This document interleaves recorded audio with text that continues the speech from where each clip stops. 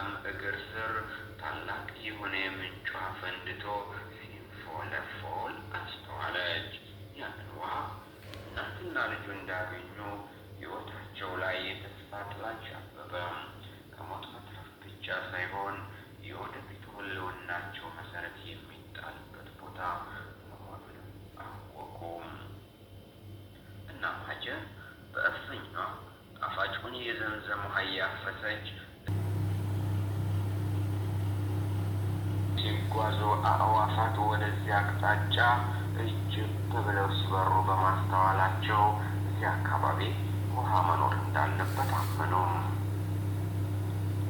ከዚያም ወደ ስፍራው መጥተው በአጠገቧ ጎጇቸውን ቀልሰው መኖር ይችሉ ዘንድ ፈቃዷን ጠየቋት።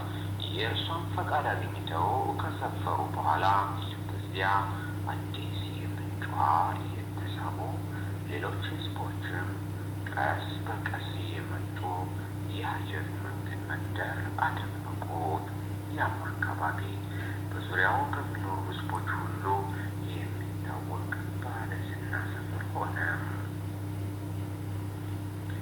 እስማኤል እያደገ